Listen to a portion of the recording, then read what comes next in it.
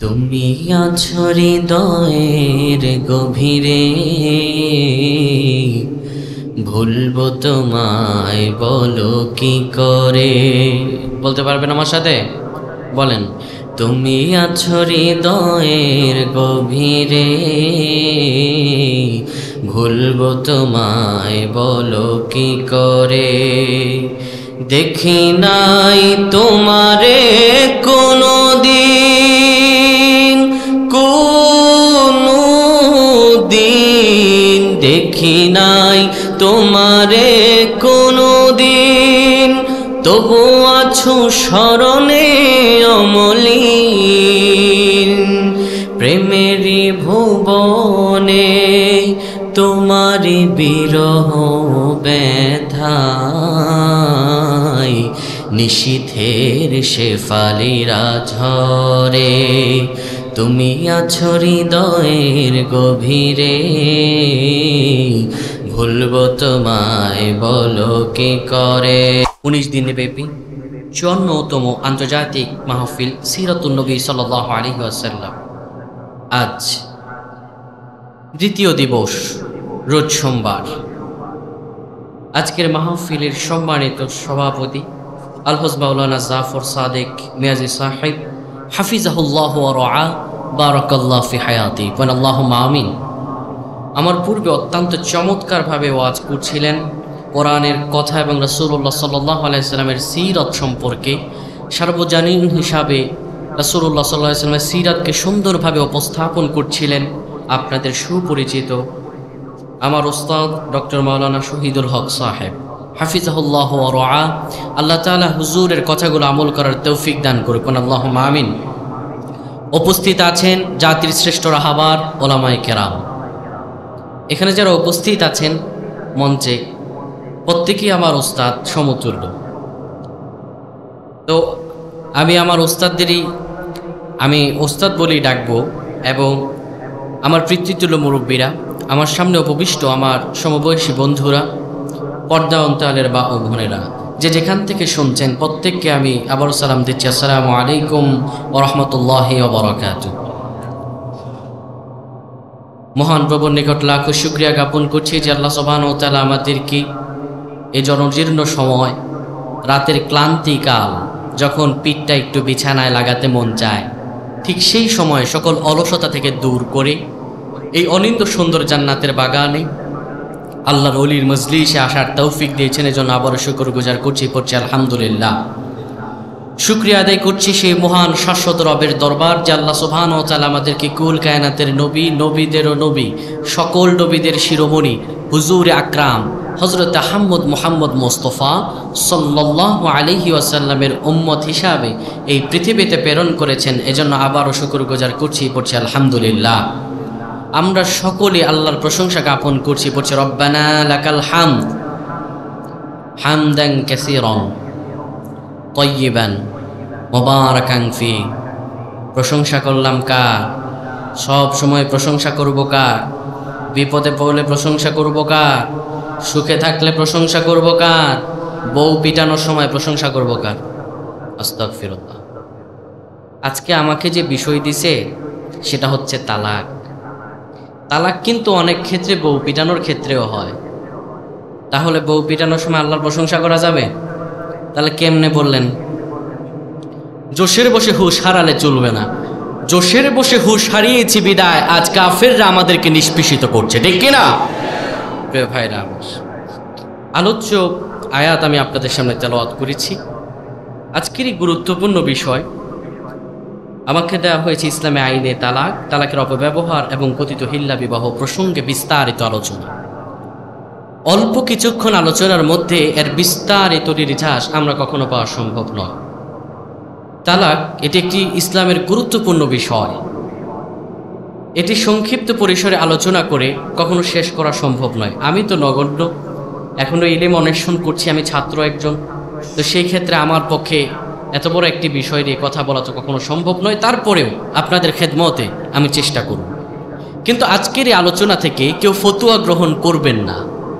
আগেও বলে দিচ্ছি, আজকের আলোচনা থেকে কোনো ফতুয়া গ্রহণ করবেন না। দ্বিতীয়ত, আজকের আলোচনা থেকে আমরা বেসিক কিছু তালাকের বিষয়ে জানব।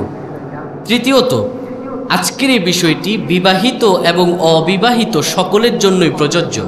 কেননা তলাবুল ইলমি ফরিদাতুন আলা কুল্লি মুসলিম, প্রত্যেক মুসলমান নরনারীর জন্য দ্বীনে ইলম তলব করা শেখা ফরজ।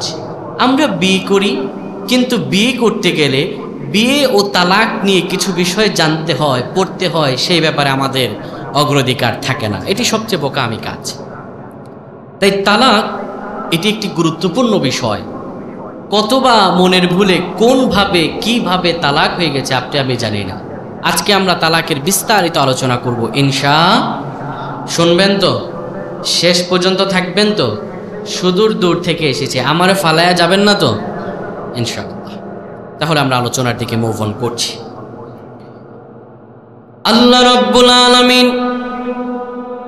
পবিত্র কোরআনুল কারীমে তালাকের ব্যাপারে অসংখ্য আয়াতে কারিমা বিভিন্ন সূরায় নাজিল করেছেন। বিস্তর আলোচনা আল্লাহ রাব্বুল আলামিন সূরাতুত তালাক একটু করেছেন। আল্লাহ তাআলা বলেন, ইয়া আইয়ুহান নবী, হে নবী, ইযা তাল্লাকতুমুন নিসা, তুমি যখন তোমার স্ত্রীদেরকে তালাক দাও, এখানে সবচাইতে মূল্যবান বিষয় হলো আল্লাহ রাব্বুল আলামিন সাধারণ মানুষের সঙ্গে কথা বলেন না। আমাদের সাথে কথা বলেন? তিনি কথা বলেন তার রাসূলের সঙ্গে, আর তার রাসূলকে দিয়ে আমাদেরকে হেদায়াত দান করেন, ঠিক কিনা? আল্লাহ তাআলা বলেন, হে নবী, ইযা তাল্লাকতুমুন নিসা, যখন তুমি তোমার স্ত্রীদেরকে তালাক দাও, ফাতাল্লিকুহুন্না লিইদ্দাতিহিন্না, তখন তুমি তাদের ইদ্দতের সুবিধার্থে তাদেরকে তালাক দাও, তাদের ইদ্দতের সুবিধার্থে তালাক দাও, ইদ্দতের সুবিধার্থে। ওয়াহসুল ইদ্দা, এবং তাদের ইদ্দতকে তুমি গণনা করো। কত সুন্দর বিধান! আপনি যদি তালাক সম্পর্কে বিস্তারিত এই সূরা তালাকের 1 থেকে 7 নম্বর আয়াত পর্যন্ত পড়েন, আপনি আল্লাহর আইন সম্পর্কে আপনার দিল খুশ হয়ে যাবে। কিভাবে আমরা জানি? আল্লাহ বলছেন, হে নবী, তুমি যখন তোমার স্ত্রীদেরকে তালাক দাও, তখন তুমি ইদ্দতের সুবিধার্থে তালাক দাও। ইদ্দত কি? ইদ্দত হচ্ছে একটি সময়সীমা। ইদ্দতের কয়েকটি প্রকারভেদ রয়েছে। যাদের স্বামী মারা যায় তাদের ইদ্দত হচ্ছে 4 মাস 10 দিন। আর যাদের তালাক দেয়া হয় তাদের ইদ্দত হলো 3 তুহুর, অর্থাৎ 3টা তাদের হায়াস। যখন তাদের 3বার মাসিক হয়ে যাবে, তালাকে অটোমেটিকলি তালাকটা বায়ান হয়ে যাবে, তাদের ইদ্দত হলো 3টি হায়াস। আর যাদের তালাক দেবে কিন্তু তাদের দেখা যায় যে বয়সজনিত কারণে তাদের আর হায়েজ হচ্ছে না, মাসিক হচ্ছে না, তাদের ইদ্দত কি? অথবা কেউ অল্প বয়সে বিবাহ করেছে, মেয়েটা এখনো ঋতুবর্তী হয়নি, তালাক প্রাপ্তা হয়ে গিয়েছে অল্প বয়সে, তো তার ইদ্দত হচ্ছে 3 মাস। অর্থাৎ যে নারীরা বয়সজনিত কারণে তাদের আর হায়েজ হওয়ার সম্ভাবনা নেই, তাহলে তারা তালাক গণনা করবে 3 মাস। আর যদি কোনো গর্ভবতী মহিলাকে তালাক দেয়া হয়, তার ইদ্দত হলো গর্ভ খালাস হওয়া পর্যন্ত। প্রিয় ভাইরা আমার, তালাক এই শব্দটির অর্থ হলো সম্পর্ক ছিন্ন করা, সম্পর্ক ভেঙে ফেলা, ছিন্ন করা, সম্পর্ক ছেদ করা। পারিভাষিক অর্থে বিবাহ বন্ধনে আবদ্ধ হয়ে বিবাহ বন্ধন থেকে সম্পর্ক ছিন্ন করা, এটি হলো তালাক। এই তালাকের অনেকগুলো প্রকারভেদ রয়েছে, তার মধ্যে আমরা আজকে আলোচনা করব 4টি। 1, তালাকে সুন্নাত। 2, তালাকে বিদআত। 3, তালাকে বায়ান। 4, তালাকে রজঈ। এই 4টি বিষয় আমরা আলোচনা করব। তো এখানে আল্লাহ সুবহানাহু ওয়া তাআলা বললেন যে, হে নবী, তুমি তোমার স্ত্রীদেরকে তালাক দাও তাদের ইদ্দতের দিকে লক্ষ্য করে। এবার আপনারা প্রশ্নের উত্তর দিবেন, আল্লাহ তাআলা কি সম্পর্ক চান না সম্পর্ক ভাঙন চান? জোরে বলেন। আমি তো শুনেছি চুনৌতির ময়দানে প্রত্যেকটা শ্রোতা মণ্ডলী, এখানে যিনি ওয়াজ করেন, যথেষ্ট রেসপন্স করেন এবং যথেষ্ট জ্ঞানবান মানুষ। আমার কথা বুঝে থাকলে বলবেন, আল্লাহ সম্পর্ক গড়তে চান না ছিন্ন করতে চান? তাহলে গড়তে চাইলে ছিন্ন করাটা এটা আল্লাহ অপছন্দ করেন, ঠিক কিনা? কিভাবে? আসেন আমরা প্রমাণে যাই। আল্লাহ রাব্বুল আলামিন পবিত্র কোরআনুল কারীমে তালাক দেওয়ার আগে বারবার আমাদেরকে ডেকে বলেছেন, ও মানুষেরা, তোমরা যখন তোমাদের স্ত্রীদেরকে তালাক দাও, একটু চিন্তা ভাবনা করে তোমরা তখন তালাক দাও। সেই চিন্তা ভাবনাটি কি? আল্লাহ রাব্বুল আলামিন বলেন, ওয়ালা তানসাউল ফাদলা বাইনাকুম ইন্নাল্লাহা বিমা তা'মালুনা বাসীর। জোরে বলেন আল্লাহু আকবার। আল্লাহ তাআলা বলেন, স্মরণ করো সেই সময়ের এই স্ত্রীর সঙ্গে তোমার কত হৃদ্যতা, কত ভালোবাসাময় সম্পর্ক। এই স্ত্রীর কারণে তুমি কত জেনা থেকে বেঁচেছ। এই স্ত্রী তো মুমিনা নারী, এই স্ত্রী তো তোমার ভালো চায়। এই মুমিনা নারী, এই স্ত্রী তোমাকে জেনা থেকে বাঁচিয়েছে।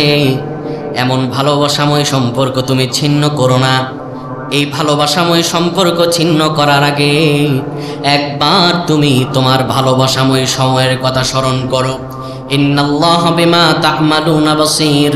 নিশ্চয় আল্লাহ সব জানেন এবং সব কিছু শোনেন, সব দেখেন, ঠিক কিনা? আমার প্রাণের ভাইয়েরা, একজন মুমিনা নারী যদি তার কিছু ত্রুটি থাকতে পারে, কিছু ভুল থাকতে পারে, তার মানে যে ব্যক্তি মুমিন হয় কিংবা মুমিনা হয়, ওই মুমিনা নারী একদমই খারাপ কখনো হতে পারে না। আল্লাহ এই অত্র আয়াত দিয়ে বোঝাচ্ছেন, হয়তোবা তার রান্নাটাই একটু খারাপ, এই জন্য তুমি তারে তালাক দিও না। হয়তোবা সে তোমার একটু যত্ন কম করে, কিন্তু অপর দিক দিয়ে সে হয়তো নফল নামাজ পড়ে, একটু ইসলামের দিকে বেশি হৃদ্যতা, হয়তোবা একটু অন্যদিকে ভালো গুণ।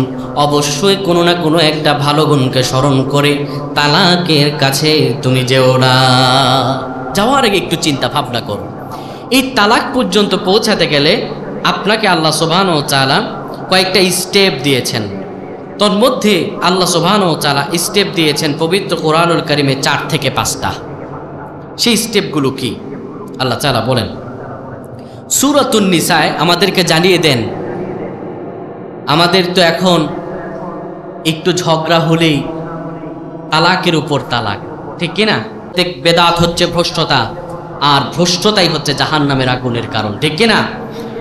তো এখন তো আমাদের সমাজে তালাক এত অ্যাভেলেবেল হয়েছে, শিক্ষিত মানুষেরাও তালাক দেয়। কই তুইও তালাক, তোর মাও তালাক।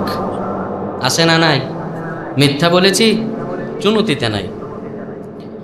আল্লাহ তাআলা বলেন, প্রথমেই তালাকের ইন্টেনশন মাথায় ঢুকায় না। শোনো, আমি আল্লাহ বললাম, আর-রিজালু কাওয়ামুনা আলান নিসাই বিমা ফাদ্দালাল্লাহু বা'দাহুম আলা বা'দ। আল্লাহ তাআলা বলেন, আর-রিজালু কাওয়ামুনা আলান নিসা।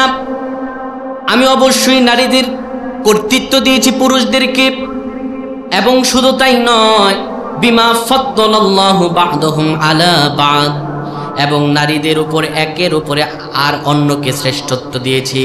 অর্থাৎ নারীদের উপরে পুরুষদের শ্রেষ্ঠত্ব দিয়েছি। কেন শ্রেষ্ঠত্ব দিলেন? কেন শ্রেষ্ঠত্ব দিলেন?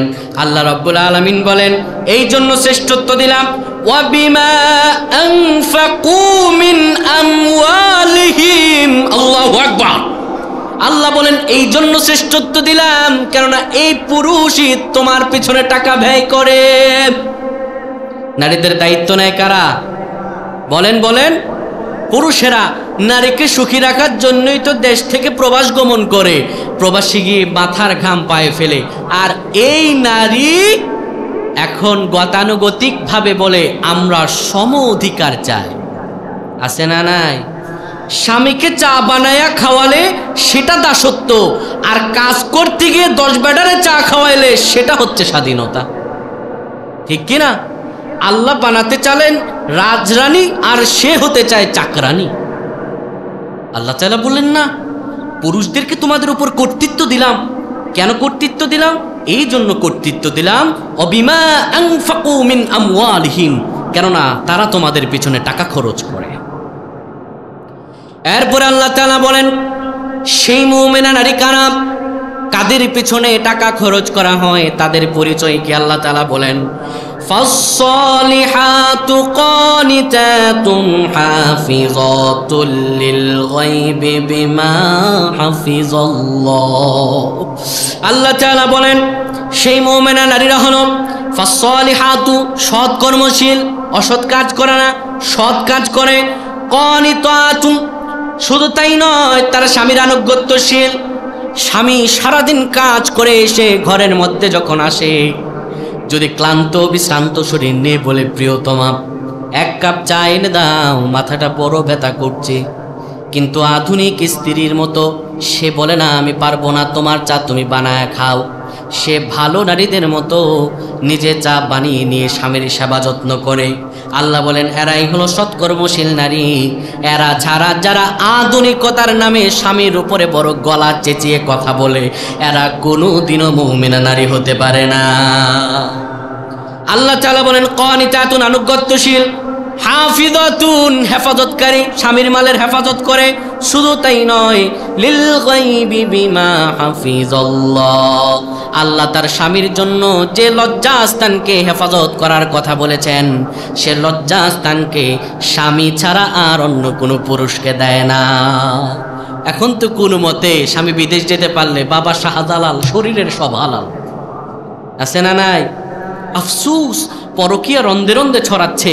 এখনকার মা বোনেরা তো একদম পর্দা করতেই চায় না। আল্লাহ বুঝদান করুক, আল্লাহুম্মা আমিন। আল্লাহ বলেন না, তারা হেফাজত করবে। নাসাই শরীফের একটি হাদিস, রাসূল সাল্লাল্লাহু আলাইহি ওয়াসাল্লাম বলেন মাইয়াদমাল লিমা বাইনা লিহিয়াইহি ওয়া মা বাইনা রিজলাইহি আদমাল্লাহুল জান্নাহ। নবীজি বলেন দুইটা জিনিসের সিউরিটি কেউ যদি যেতে পারে, আমি রাসূলুল্লাহ তাকে জান্নাতের সিউরিটি দিলাম। একটি হলো দুই গালের মধ্যবর্তী স্থান জিহ্বা, এই জিহ্বা দিয়ে মিথ্যাচার করবে না, এই জিহ্বা দিয়ে অন্যায় কিছু করবে না, গালি দিবে না বা চগলখুরি করবে না বা নেফাকি ফাসিকি ধরনের কাজ করবে না। আর দুই পায়ের মধ্যে লজ্জাস্থান, এই লজ্জাস্থান দিয়ে জানা ব্যভিচার করবে না। এই দুইটা জিনিসের সিউরিটি যে দিতে পেরেছে, আমি রাসূলুল্লাহ তার জান্নাতের সিউরিটি দিয়ে দিলাম। আসতে পারেন সুবহানাল্লাহ। আল্লাহ তাআলা বলেন এই সৎকর্মশীল আনুগত্যশীল নারীদের দায়িত্ব পুরুষরা নেয়, কিন্তু হ্যাঁ চলতে ফিরতে গিয়ে ওয়াল্লাতী তাখাফুনা নুশুজাহুন্না ফাইদুহুন্না ওয়াহজুরুহুন্না ফিল মাদাজি' ওয়াদরিবুহুন। আল্লাহ তাআলা বলেন কিন্তু তোমরা চলাফেরা করতে গিয়ে আল্লাতী তাখাফুনা নুশুজাহুন্না, যদি তোমার স্ত্রী তোমার অবাধ্য হয়, এই আশঙ্কা যদি তুমি করো, স্ত্রী তোমার কথা শুনবে না, স্বামী বলে ডানে, স্ত্রী বলে বাঁয়ে, স্বামী বলে 10 টাকা, স্ত্রী বলে 20 টাকা, যদি দেখো তোমার মধ্যে মিল না হয়, তবে শোনো, প্রথমে তুমি মাথা গরম করে তালাক দিও না। প্রথমে তুমি কি করো? ফাইদুহুন্না, প্রথমেই তুমি তাকে উপদেশ দাও। কি দাও? উপদেশ দাও। সুন্দর ভাষায় বুঝাও, কাছে এনে একটু আদর করে বুঝাও, এইভাবে করো না, ওইভাবে করো, আল্লাহকে ভয় করো, আল্লাহর ভয় তার হৃদয়ে জাগ্রত করাও, উপদেশ দাও। তারপরেও যদি কাজ না হয়, ওয়াহজুরুহুন্না ফিল মাদাজি', বিছানা আলাদা করে দাও। তুমি এক বিছানায় শো, সে আরেক বিছানায় শো, কথা বন্ধ করে দাও। রাগান্বিত স্বরে চোখ গরম করে কথা বলো, ধমক দিয়ে কথা বলো। তারপরেও যদি না হয়, শোনো, ওয়াদরিবুহুন্না, তাকে মৃদু আঘাত করো, তাকে মৃদু আঘাত করো, মারো। এই অদ্রিবুহুন্নার ব্যাখ্যা কি? এখন শুই নাই বউরে মারার জন্য লাঠি নিয়ে যাইয়েন না। ওই যে প্রথমের মতো জিজ্ঞেস করলাম বউ মারার সময় প্রশংসা করবেন কার? আপনারা বললেন আল্লাহর। এখন শুই নাই মারতে যাইয়েন না, আল্লাহ বলছেন কিভাবে মারবা, ব্যাখ্যায় আসেন। স্ত্রীকে মারতে হলে লাঠি নিতে হবে 1 বিগত। কয় বিগত? 1 বিগত।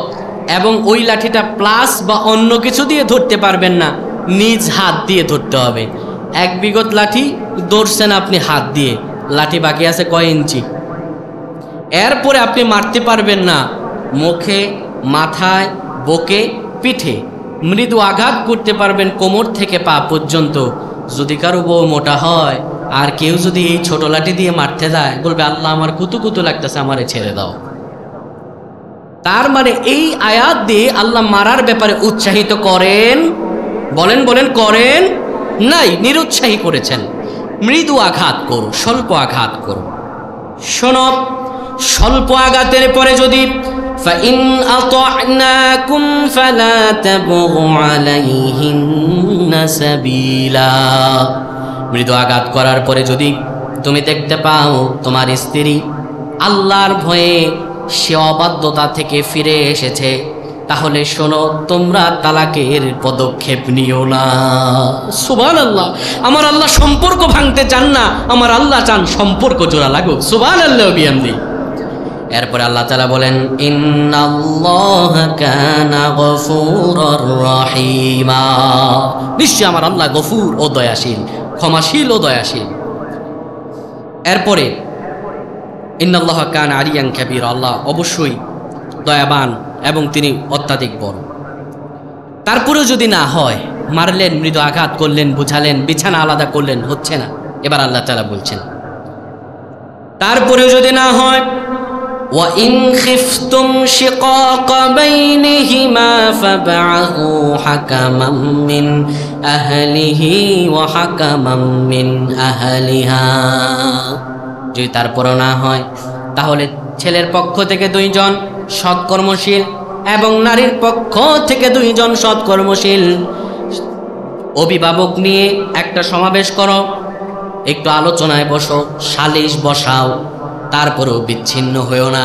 এই সালিশ বসানোর পরে ইউরিদা ইসলাহাইয়ু ওয়াফিকিল্লাহ বাইনাহুমা, যদি এরপরে তোমরা মীমাংসা হয়ে যাও, তবে আল্লাহর দয়া তোমাদের উপর বর্ষিত হবে। ইন্নাল্লাহা কানা আলিমান খবীরা, নিশ্চয় আল্লাহ সব জানেন এবং খবর রাখেন। সুবহানাল্লাহ। যদি তোমরা মিলিত হয়ে যাও, এটা আল্লাহ কল্যাণ দান করবেন, এটা আল্লাহ রহম দান করবেন। তারপরে আসেন, এই কল্যাণ আল্লাহ তাআলা দান করলেন যখন স্বামী স্ত্রী মিলিত হয়ে গেল, যখন তারা আর সম্পর্ক ছিন্ন করতে চাইল না। কিন্তু তারপরেও যদি না হয়, 5টা স্টেপ। প্রথম নাম্বার, উপদেশ দিবেন। উপদেশ দেওয়ার পরে যদি না হয়, চোখ গরম করে কথা বলবেন। তারপরেও যদি না হয়, বিছানা আলাদা করবেন। তারপরেও যদি না হয়, ওয়াদরিবুহুন্না, মৃদু আঘাত করবেন। তারপরেও যদি না হয়, সালিশ বসাবেন, মীমাংসা করার চেষ্টা করবেন। তারপরেও যদি না হয়, এরপরে আপনি তালাকের ব্যাপারে যেতে পারেন। প্রিয় ভাইরা আমার, এখন কথা হচ্ছে, কিছু কিছু মানুষ এই তালাকের কিছু দৃষ্টান্ত দেখে তাদের হৃদয়ে অভিভূত হয়। তারা বলে, ইসলামে এই তালাকের বিধানটা না থাকলেই ভালো হতো। অনেকে এটা মনে করে। এটি মনে করার কারণ নেই, কেননা তালাক এটি আল্লাহ তাআলার একটি বিধান। তাহলে এখন আপনি সুন্দর করে বুঝে শুনে উত্তর দেবেন, আল্লাহর কোনো বিধান বান্দার জন্য অকল্যাণকর হয়, এমনটা হয়? বলেন, এমনটা হয়? আপনি যদি একটু লক্ষ্য করেন, তাহলে আপনি বুঝতে পারবেন। প্রিয় ভাইরা আমার, এবার আমরা আলোচনা করব বিভিন্ন ধর্মে তালাক। এটি আলোচনা করলে আমরা বুঝে যাব যে তালাকটি কেন গুরুত্বপূর্ণ, আমাদের ধর্মে কত সুন্দরের নিয়ম। প্রথমে আমরা জানি হিন্দু ধর্মের তালাক সম্পর্কে। হিন্দু ধর্মে তালাক বলতে কিছু নাই। তাদের তো এমনও প্রথা আদিকালে ছিল যে স্বামী মারা গেলেও স্ত্রী অন্য কোথাও বিয়ে বসতে পারত না। ওই স্বামীকে যেই কাঠে পুরানো হতো, স্ত্রীকে সহ সংঘবদ্ধভাবে 2 জনকে একসাথে পুরানো হতো। ইতিহাস শোনেন নাই? এটি হলো হিন্দু ধর্মে তালাক বলতে কিছু নাই। দ্বিতীয়ত, ইহুদিদের নিকট তালাক। ইহুদিদের ধর্মে তালাকটা যে কোনো ওজর বা কারণ ছাড়াই দেয়া যায়, যে কোনো ওজর বা কারণ ছাড়াই দেয়া যায়। তারপরেও তাদের ধর্মে ত্রুটি বা ভুল হচ্ছে 2 ধরনের।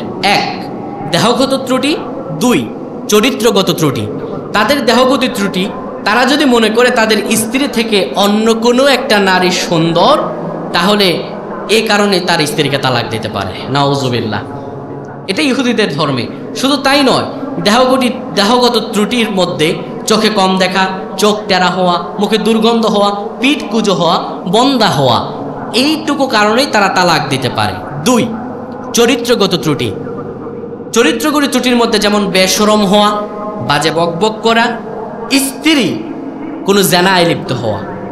ইহুদিদের ধর্মে তালাকটা এতটাই, আমি বলবো, ঘৃণিত যেমন ঘৃণিত আপনাকে কিভাবে বলি যে ইহুদিদের ধর্মে স্ত্রী যদি শুধু শুনেছে স্বামী সে জেনা করেছে কারোর সাথে, কোনো প্রমাণ নাই, স্বামী শুধু শুনেছে, অটোমেটিকলি তাকে তালাক দিতে পারবে। আর পক্ষান্তরে স্বামীর যদি শত হাজারো ভুলও থাকে স্ত্রী স্বামীকে তালাক দিতে পারে না। স্বামীর জেনা এবং ব্যভিচার যদি প্রমাণ হয় তারপরেও স্ত্রী তালাক দিতে পারে না। এটি হলো ইহুদি ধর্মে। তৃতীয়ত খ্রিস্টান ধর্মে, এই খ্রিস্টান মাযহাবগুলোর মধ্যে তিনটি মাযহাব হচ্ছে ক্যাথলিক, অর্থোডক্স এবং প্রটেস্ট্যান্ট। এই খ্রিস্ট ধর্মে ক্যাথলিক মাযহাবে তালাকটি একবারই নিষিদ্ধ। স্ত্রীর চরিত্রে অবিশ্বাস বা খেয়ানতজনিত কোনো কারণ যদি তারা পরিলক্ষিত করতে পারে, যদি দেখতে পারে স্ত্রীর চরিত্রে ঝামেলা আছে, তাহলে তারা তালাক দেয়। তারা তালাক দেয় না। তাদের ধর্মে এই ক্যাথলিক মাযহাবে এটি নিষিদ্ধ। ক্যাথলিক মাযহাব অনুসারে যদি স্ত্রী খারাপ হয় তাহলে তারা বিছানা আলাদা করে দেয়, স্বামী খারাপ হয় তারা বিছানা আলাদা করে দেয়। বিছানা আলাদা করে দেয় এই জন্য তারা মনে করে স্বামী স্ত্রী দুজন মিলে একটি দেহ। এটা ক্যাথলিক মাযহাব খ্রিস্টানদের। এবং তারা তাদের ইনজিলে মারকুসে কথিত আছে 8 ও 9 নম্বর আয়াতে, ইয়াকুনাল ইনসানা জাসাদ ওয়াহিদ। তারা মনে করে যে দুটি দেহ একটি, দুটি দেহ মিলে একটি। এবং তারা এটি মনে করে ফাল্লাযী জামাআল্লাহু লা ইউফাররিকু ইনসানা, কোনো মানুষ তাদেরকে পৃথক করতে পারে না। এটা হচ্ছে ক্যাথলিক মাযহাবের অনুসারী। আর বাকি দুইটা মাযহাব অর্থোডক্স ও প্রটেস্ট্যান্ট, এই দুটি মাযহাবে তালাক সিদ্ধ, কিন্তু তালাকের পরে স্বামী ও স্ত্রী আর বিবাহ বন্ধনে অন্য কোথাও আবদ্ধ হতে পারে না। এটি হলো খ্রিস্ট ধর্মীয় মাযহাব। এবার আসেন, আল্লাহ যে তালাক দিলেন, এই তালাকের আইন দিলেন, এটি কতটা সুন্দর। জাহিলি যুগের প্রথা আপনি যদি শুনেন তাহলে অবশ্যই বুঝবেন আল্লাহ তাআলা কেন তালাকের বিধানটা দিলেন। জাহিলি যুগে মানুষেরা হর হামেশাই তালাক দিত। আম্মা জান আয়েশা সিদ্দিকা রাদিয়াল্লাহু তাআলা আনহা বর্ণনা করেন, একজন স্বামীর ইচ্ছা হয়েছে তার স্ত্রীকে তালাক দিত। তালাক দেওয়ার পরে তার স্ত্রীকে বলতো, আমি তোমাকে শাস্তি দিব, আমি তোমাকে ছেড়েও দেব না, তোমাকে কাছে রাখবো না, তোমাকে ছেড়েও দিব না, তোমাকে কাছে রাখবো না। তাহলে কি করবেন? স্ত্রী বলল, কি করবেন? ওই ব্যক্তি বলল, আমি তোমাকে তালাক দিব আর ইদ্যতের আগেই তোমারে ফিরিয়ে আনব। জনৈক আনসার একজন সাহাবী, তার স্ত্রীকে এই কথা বলার কারণে স্ত্রী রাসূলুল্লাহ সাল্লাল্লাহু আলাইহি সাল্লামের কাছে এসে বললেন, ইয়া রাসূলুল্লাহ, ইয়া হাবিবাল্লাহ, আপনাকে আমি একটি বিষয় জানাতে চাই। আমার স্বামী আমাকে বলেছে সে আমাকে ছাড়বেও না, আমাকে তালাকও দিবে না, কাছেও নেবে না। নবীজি বললেন, তাহলে কি করবে? ওই আনসার সাহাবী স্ত্রী বলল, ইয়া রাসূলুল্লাহ, সে জাহিলি মতবাদের অনুসরণ করে আমাকে তালাক দিবে ঠিকই, আবার পরক্ষণে ইদ্যত শেষ হওয়ার আগে আমারে ফিরে আনবে। এইভাবে কত হাজার বার যে তালাক দেবে এটার কোনো এস্টিমেট নাই।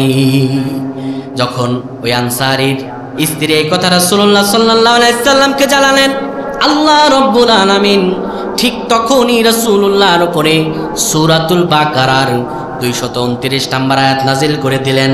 আল্লাহ রাব্বুল আলামিন বললেন, হাবিব আপনি বলে দেন, আত-তালাকু মাররাতান, তালাক হচ্ছে 2 বার। তালাক হচ্ছে কয়টা? জোরে বলেন কয়টা? 2টা।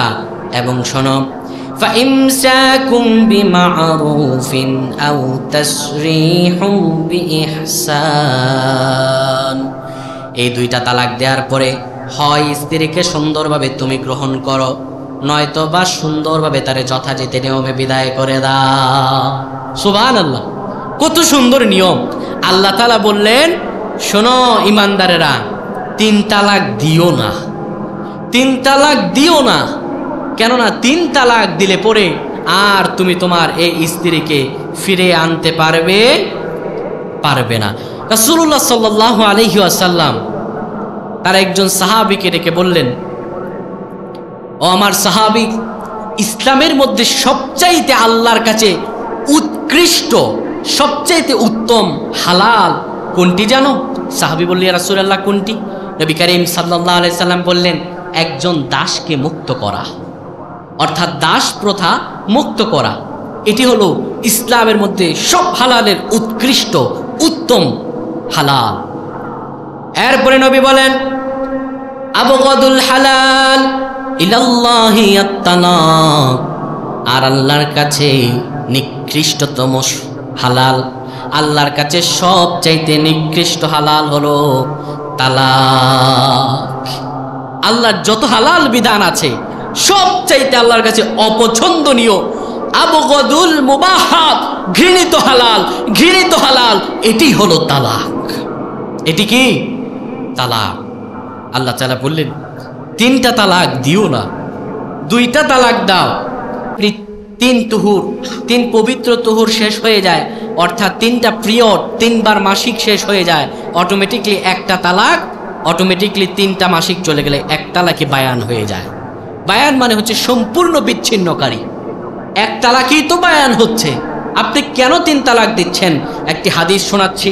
নবী করিম সাল্লাল্লাহু আলাইহি সাল্লাম বসে আছেন, সামনে রাসূলুল্লাহর সাহাবী একজন মহিলা রাসূলুল্লাহ সাল্লাল্লাহু আলাইহি সাল্লামের কাছে আসলো, বলে, ইয়া রাসূলুল্লাহ সাল্লাল্লাহু আলাইহি সাল্লাম, আমার স্বামী আমাকে 3 তালাক দিয়েছে। রাসূলুল্লাহ সাল্লাল্লাহু আলাইহি সাল্লাম সঙ্গে সঙ্গে বসা থেকে উঠে দাঁড়ালেন। নবীজি বসা থেকে উঠে দাঁড়ালেন। আল্লাহ নবী, বিশ্ব নবী রাসূলুল্লাহ সাল্লাল্লাহু আলাইহি সাল্লাম তীব্র রাগান্বিত হয়ে গেলেন। নবীজির এই রাগ দেখে একজন সাহাবী সঙ্গে সঙ্গে তলোয়ার বের করে ফেলছে। সাহাবী মনে করছে ওই ব্যক্তি কি তালাক দেওয়ার কারণে মুরতাদ হয়ে গেল নাকি, কাফের হয়ে গেল নাকি, এত ভয়ঙ্করভাবে রাসূলুল্লাহ রেগে গিয়েছেন। আর নবীজি রেগে বললেন, তোমরা, আমি রাসূলুল্লাহ জীবিত আছি, এখনই তোমরা আল্লাহর বিধান নিয়ে তামাশা শুরু করে দিয়েছো, 3 তালাক দিচ্ছ। আজকে সমাজে একটু বিবাদ হলে কোনো মীমাংসা নাই, কিচ্ছু নাই, তালাক দেওয়ার পরে একবারেই তালাক। এবার যখন তালাক দিছে, সামনে যদি ভাইয়ের বউও থাকে বলে তুমিও তালাক। আর তালাক যখন দিছে, শয়তান রাগান্বিত করেছে, তালাক দিয়েছে। এবার তালাক দেওয়ার পরে মনার মাথা যখন ঠান্ডা হয়েছে, তখন আইসা দেউরায় মোল্লা মৌলবীর কাছে বলে, হুজুর, আমি তো দিয়া তালাক দেই নাই, তা দিয়ে দিছি, আমি তো তালাক বই নেই, আমি বলছি সালাক। কি বলছি? সালাক। আফসোস, 3টি বিষয় আপনি ইচ্ছায় করেন আর অনিচ্ছায় করেন, বুঝে করেন আর না বুঝে করেন, হয়ে যাবে। কাউকে যদি আপনি হত্যা করেন, একটি ছুরি নিলেন, তার গলায় একদম পোঁচ মেরে দিলেন, বলেন একটু টেস্ট করি না কেমন হয়। এবার বুঝে থাকলে বলবেন, গলা বরাবর একটি ছুরি দিয়ে আপনি পোঁচ মেরে দিয়েছেন, গলা পড়ে গেছে, ওই লোকটি আর বাঁচবে? মরার পরে আপনি বলেন, আয় হায়, আমি তো ইচ্ছা করে দিইনি, আমি একটু টেস্ট করার জন্য দিয়েছিলাম। 2, আপনি বুঝে শিরক করেন আর না বুঝে শিরক করেন, শিরক করবেন, সঙ্গে সঙ্গে আপনার ঈমান বরবাদ। 3 নাম্বার তালাক, বুঝে দেবেন আর না বুঝে দেবেন, ইচ্ছায় দেবেন আর অনিচ্ছায় দেবেন, দিছেন তো মরছেন, তালাক হয়ে গিয়েছে। তো তালাক আমরা কিভাবে দেব? সুন্নত তালাক কিভাবে? সুন্নত তালাক হচ্ছে 3 তোহর, পবিত্র 3 তোহর। কিভাবে? আপনার স্ত্রী হায়েজ থেকে পবিত্র হওয়ার পরে যখন তার সঙ্গে আপনার সঙ্গম হয়নি, বুঝবেন কথা, তার সঙ্গে আপনার মিলন হয়নি, পবিত্র তুহর, সেই তুহরে 1টি তালাক আপনি দিবেন। 2য় মাসে আপনি তার সঙ্গে কথা বলছেন না, বিছানা আলাদা করে দিয়েছেন। 2য় মাসে যখন আবার সে হায়েজ থেকে পবিত্র হলো, এরপরে আপনি আরেকটি তালাক দেবেন। এবার 3য় মাসে আপনি তালাক দেওয়ার জন্য নিশ্চিন্ত করে ফেলেছেন, তখন আপনি 3য় মাসে আরেকটি তালাক দেবেন। এটি হলো তালাকের সুন্নত, তালাকের পদ্ধতি, তালাকের পদ্ধতি। আর 3য় তালাক দেওয়ার সঙ্গে সঙ্গে আপনার স্ত্রী বায়ান হয়ে যাবে। কিন্তু আপনি যদি একসঙ্গে 3 তালাক দিয়ে বসেন, তাহলে এটা হয়ে যাবে তালাকে বেদাত। এটার কারণে আপনার আল্লাহর কাঠগড়ায় দাঁড়াতে হবে। কিন্তু অনেকে এসে বলে, হুজুর, আমি তো রাগের মাথায় তালাক দিছি, আমার তালাক কি হবে? আমার মাথা ঠিক ছিল না। শোনেন, ওই যে বললাম 3টি বিষয়। এখন আমাকে একটা প্রশ্নের উত্তর দেন, তালাক কি মানুষ হেসে হেসে দেয় না রেগে রেগে দেয়? বলেন বলেন। তালাক কি ভালোবাসার জিনিস, যে স্ত্রীকে প্রিয়তমা হিসেবে ডাকলাম, প্রিয়তমা একটু কাছে আসো, তোমাকে একটু তালাক দিই, বিষয়টা কি এমন? নাকি বিষয়টা রাগের? প্রত্যেকটা পাপ কাজ মানুষের রাগের থেকে উদ্গ্রীব হয়। আর আপনি কিভাবে চিন্তা করলেন আপনি 3টা তালাক দেওয়ার পরে এরপরে আপনি আসছেন যে এবার কিভাবে সহজ করা যায়। প্রিয় ভাইরা আমার, যখন এখানেই চলে এসেছি এবার একটু হিল্লের কথা না বললেই নয়। আমাদের আল্লাহ তাআলা বললেন 2টা তালাক দেওয়ার পরে আল্লাহ তাআলা বলেন ফাইন তাল্লাকহা, 2টা তালাক দিয়েছ, 2টা তালাক দেওয়ার পরে এবার যদি তুমি 3 তালাক দাও, 3 নাম্বার তালাক দিয়ে দাও, তাহলে শোনো ফালা তাহিল্লু লাহু মিন বা'দু হাত্তা তানকিহা যাওজান গায়রা, এরপরে এই স্ত্রীকে প্রথম স্বামী আর গ্রহণ করতে পারবে না। কতক্ষণ? ততক্ষণ যতক্ষণ না তার অন্য স্বামীর সঙ্গে বিবাহ হয়। অন্য স্বামীর সঙ্গে বিবাহ হওয়ার পরে ওই স্বামীর সঙ্গে সংসার করার পরে কোনো একটা কারণে যদি ওই স্বামীও তাকে তালাক দেয় কিংবা মৃত্যুবরণ করে, তার ইদ্যত শেষ হলে আবার প্রথম স্বামী গ্রহণ করতে হবে। এছাড়া স্ত্রীকে গ্রহণ করার আর কোনো সঠিক পদ্ধতি নাই। কিন্তু আমাদের সমাজে আল্লাহ তাআলার এই সুন্দর বিধানকে কিভাবে বিকৃত করেছে জানেন? এই সুন্দর বিধানকে বিকৃত করেছে যে যদি ভুল তালাক দিয়ে দেয়, সমাজের কিছু পণ্ডিত আর কিছু মূর্খরা বিধান করেছে যে এখন একটা পুরুষের সঙ্গে থাকবে এক রাত, এরপরে ওই ব্যক্তি তালাক দিয়ে দিবে। বলে যে এখন কাকে বিবেচনা করবে? করছে কানারে। বলছে কানা ভাই তুই চোখেও দেখোস না, হাতের কাজও তোমার নাই, চোখে যখন দেখো না হাতের কাজও তোমার নাই, বাবারে 10,000 টাকা দিব, আমার বউ তোমার ঘরে একদিন থাকবে, তুমি আর পরের দিন তালাক দিবে। এবার কানা বেড়াই তো বলছে 10,000 টাকা যদি ফ্রি পাওয়া যায় ক্ষতিটা কি? এই হচ্ছে ভণ্ডামি। কিন্তু এটি কখনো সিদ্ধ তাহলিল নয়, আল্লাহ যেটি করেছেন এটি নয়, এটি হচ্ছে একটি ঘৃণিত এবং পাপাচারীর একদম সবচেয়ে নিকৃষ্টতম কাজ। আচ্ছা আপনি একটু খেয়াল করেন তো, আল্লাহর এই সুন্দর বিধানকে যখন এই সুন্দর বিধান সম্পর্কে বিধর্মীরা শুনতে পাবে যে মুসলমানেরা তার স্ত্রীকে পবিত্র করার জন্য এক রাত একটা পুরুষের সঙ্গে রাখে, এরপরে স্ত্রী চলে আসে, তখন বিধর্মীরা কি ইসলাম সম্পর্কে সুন্দর মতামত দেবে নাকি ঘৃণিত মতবাদ দেবে? আফসোস, আপনি ইসলামকে নিয়ে খেলতামাশা করছেন। রাসূলুল্লাহ সাল্লাল্লাহু আলাইহি ওয়াসাল্লাম সহিহ নাসাই শরীফের হাদিসে নবীজি সাল্লাল্লাহু আলাইহি সাল্লাম আব্দুল্লাহ ইবনে মাসউদ রাদিয়াল্লাহু তাআলা থেকে বর্ণিত হাদিস, রাসূল সাল্লাল্লাহু আলাইহি সাল্লাম বলেন লাআনা রাসূলুল্লাহিল মুহাল্লালা ওয়াল মুহাল্লালা লাহু, নবীজি বলেন ওই ব্যক্তির জন্য আল্লাহর পক্ষ থেকে অভিশাপ, আল্লাহর পক্ষ থেকে ওই ব্যক্তির জন্য অভিশাপ যে ব্যক্তি হিল্লে করে এবং হিল্লে করায়, মানে যেই স্বামী হিল্লে করাইছে অন্য পুরুষ দিয়ে, ওই স্বামীর জন্য অভিশাপ। এবার বলেন আল্লাহর অভিশাপ যদি নবীজির মুখ থেকে শোনা যায় সহিহ হাদিস বর্ণনা অনুযায়ী, তাহলে ওই ব্যক্তি তো ধ্বংস এমনি হয়ে যাবে। নবীজি যদি এমনি একটা কথা বলেন তাহলে ধ্বংস হয়ে যায়, তাহলে আল্লাহর কথা বলে যদি নবীজি ধ্বংস বলেন, ওই ব্যক্তির আর বাঁচার কোনো উপায় আছে? শুধু তাই নয়, নবীজি সাল্লাল্লাহু আলাইহি সাল্লাম উকবাতা ইবনে উমর রাদিয়াল্লাহু তাআলা বর্ণিত হাদিস, রাসূল সাল্লাল্লাহু আলাইহি সাল্লাম বলেন আলা উখবিরুকুম বিত্তাইসিল মুস্তাআর, ও সাহাবীরা আমি কি তোমাদেরকে ভাড়াটে ষাঁড় সম্পর্কে বলবো? সাহাবীরা বলল ইয়া রাসূলুল্লাহ সাল্লাল্লাহু আলাইহি সাল্লাম, ক্বালু বালা ইয়া রাসূলুল্লাহ, আপনি বলেন ভাড়াটে ষাঁড়কে একটু জানতে চাই। নবী করিম সাল্লাল্লাহু আলাইহি সাল্লাম বললেন হুয়া মুহাল্লালা লাহু, যে ব্যক্তি তাহলিলের নামে হিল্লে করে, যে ব্যক্তি তাহলিলের নামে হিল্লে করে ওই ব্যক্তি হচ্ছে ভাড়াটে ষাঁড়। এতটা ঘৃণিতভাবে রাসূলুল্লাহ সাল্লাল্লাহু আলাইহি সাল্লাম বলেছেন। আল্লাহর এই সুন্দর বিধানকে আমরা কেমন করে বিকৃত করে দিলাম? আপনি কি একবারও চিন্তা করেন না কিয়ামতের ময়দানে আপনার দাঁড়াতে হবে? প্রিয় ভাইরা আমার, আমরা যে সূরাতের তালাকের 1 নম্বর আয়াত বললাম সেটি শেষ করিনি। আমরা শুধু এতক্ষণ জানলাম তালাকের পদ্ধতি। এবার আসেন আমরা তালাকের প্রকারগুলো শুনি। 1 নম্বর সুন্নাত তালাক, কোনটা? 3 মাসে 3 তালাক সঠিক পদ্ধতিতে। সেই 3 মাসে স্ত্রীর সঙ্গে মিলিত হওয়া যাবে না।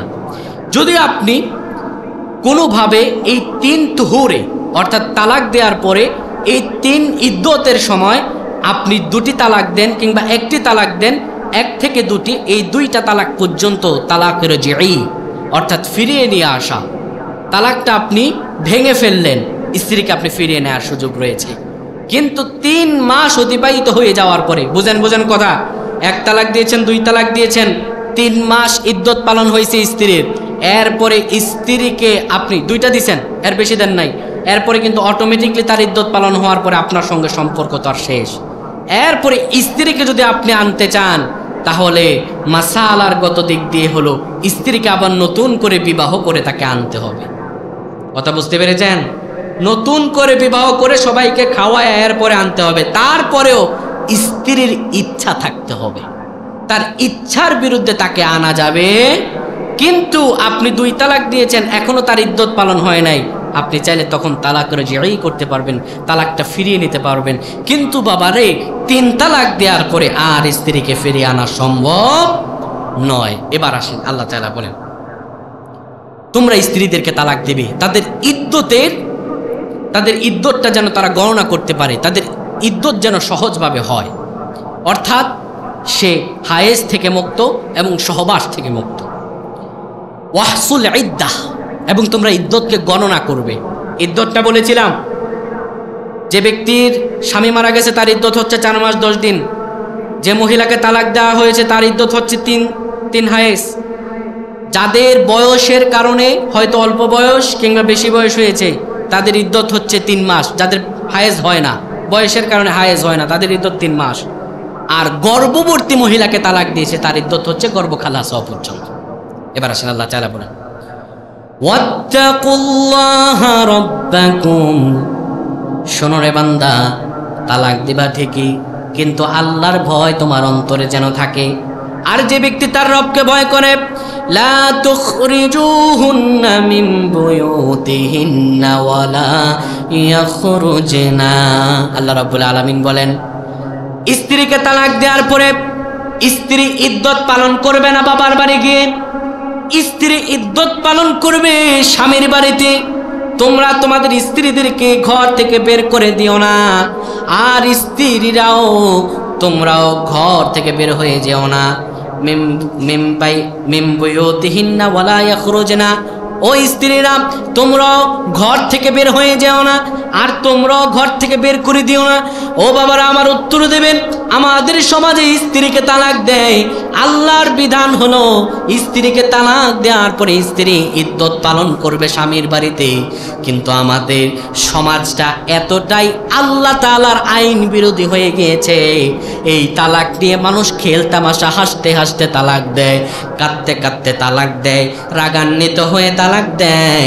আর তালাক দেয় যখন স্ত্রীকে সঙ্গে সঙ্গে ঘর থেকে বের করে দেয় তখন, ঠিক কিনা? কিন্তু আল্লাহ বললেন না, তালাক দেওয়ার পরে লা তুখরিজুহুন্না মিন বুয়ুতিহিন্না ওয়ালা ইয়াখরুজনা, তুমি স্ত্রীকে ঘর থেকে বের করে দিও না, আর স্ত্রীরাও নিজেরাও বের হয়ে যেও না, একই ঘরে থাকবে। শোনো বান্দারা, তোমরা ভালো করে শোনো, আমি আল্লাহ তাআলা বলে দিলাম, ইল্লা আইয়াতিনা বিফাহিশাতিম মুবায়্যিনা, যদি এমন হয় স্ত্রীর চরিত্র ভালো না, স্ত্রীর চরিত্র একদমই সুন্দর না, যদি এমন তোমার মনে হয়, তবে শোনো, তার চরিত্রের মধ্যে যদি তুমি কোনো সমস্যা পরিলক্ষিত করতে পারো, তাহলে তুমি তোমার স্ত্রীকে তালাক দিতে পারো। তবে তার চরিত্রগত যদি সমস্যা হয়, সেটা যদি প্রমাণিত হয়, তখনই তালাক দিয়ে তার ইদ্যতটা তোমার বাড়িতে না রেখে বাড়ি থেকে তুমি বহিষ্কার করতে পারো। তখন যখন স্ত্রী অপকর্ম বা জেনায় লিপ্ত হবে, তার চরিত্র খারাপ, এই স্বামীর বাড়িতে রাখলে বদনাম লটায়া যাবে, তখন তুমি ঘর থেকে বহিষ্কার করতে পারো। তোমার স্ত্রী তোমার মা বাবার সঙ্গে রাগারাগি হয়ে যাবে, মারপিট হয়ে যাবে, একদম অবাধ্য, তখন তুমি ঘর থেকে বহিষ্কার করতে পারো।